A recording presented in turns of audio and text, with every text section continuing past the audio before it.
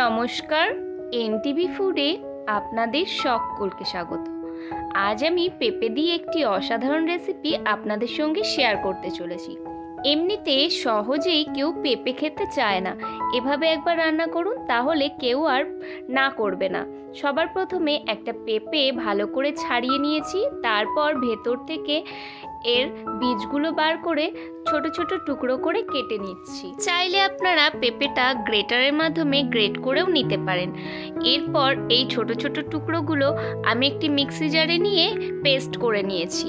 আমি জল ব্যবহার না করেই পেস্টটা তৈরি করার চেষ্টা করেছি। এরপর এর মধ্যে আমি অ্যাড করে দিয়েছি 2 টেবিল চামচ পরিমাণ ময়দা, 2 টেবিল চামচ পরিমাণ চালের গুঁড়ো, আর দিয়ে দিয়েছি 2 টেবিল চামচ পরিমাণ গুঁড়ো দুধ, সঙ্গে অ্যাড করে দিয়েছি সামান্য স্বাদ অনুযায়ী লবণ।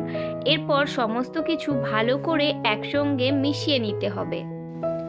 সমস্ত কিছু ভালো করে মিশিয়ে নিয়ে আমি একটা চামচের সাহায্যে চারিদিকটা ছড়িয়ে সেট করে নিচ্ছি।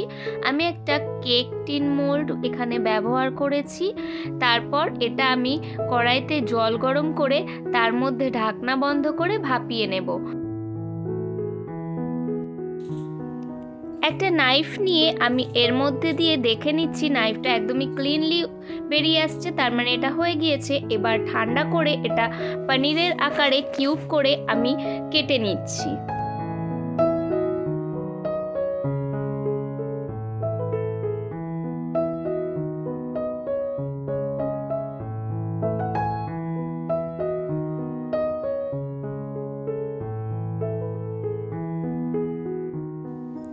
একটা ফ্রাইং প্যানে অয়েল ভালো করে গরম করে নিয়ে আমি এই কিউব করে নেওয়া টুকরোগুলো লাল লাল করে ভেজে নেব, যেভাবে আমরা পনিরের টুকরোগুলো ভেজে থাকি।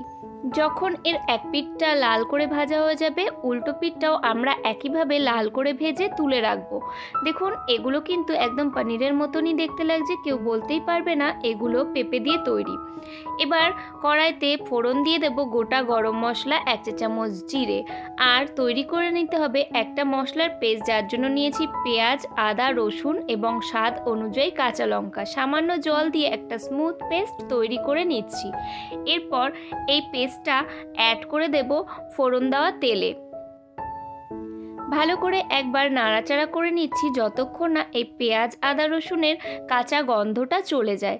এরপর একে একে অ্যাড করে দিচ্ছি গুঁড়ো মশলা, 1 চা চামচ হলুদ গুঁড়ো, আর 1 চা চামচ কাশ্মীরি লঙ্কার গুঁড়ো, 1 চা চামচ জিরের গুঁড়ো, 1 চা চামচ ধনে গুঁড়ো, আর স্বাদ অনুযায়ী লবণ। সমস্ত কিছু ভালো করে মিশিয়ে মশলাটা কষিয়ে নিচ্ছি ভালো করে।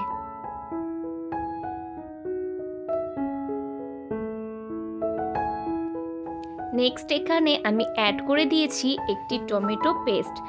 এখানে টমেটো পেস্টটা দিয়ে ভালো করে আমি কষিয়ে নিচ্ছি যতক্ষণ না টমেটোর কাঁচা গন্ধটা চলে যাচ্ছে আর মশলা থেকে তেল ছেড়ে আসছে।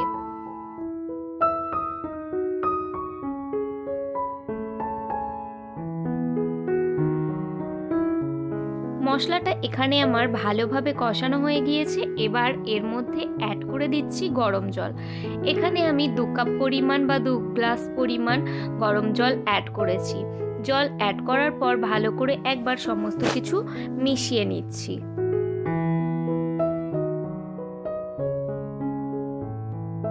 জলটা যখন ফুটে উঠবে তখন আগে থেকে তৈরি করে ভেজে রাখা পেঁপের পনিরের টুকরোগুলো এখানে আমি অ্যাড করে দিচ্ছি।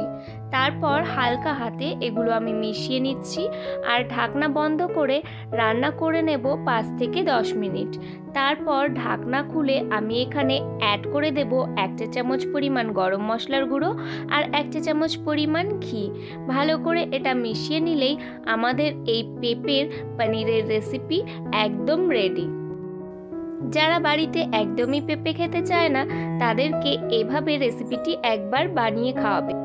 চলুন এবারে রেসিপিটি সার্ভ করে নিই। এই রেসিপিটি ভাত, রুটি যে কোনো কিছুর সঙ্গেই খাওয়া যেতে পারে। আজকের এই ছোট রেসিপি আপনাদের কেমন লাগলো অবশ্যই আমাকে লিখে জানাবেন, আর ভালো লাগলে একটা লাইক করবেন।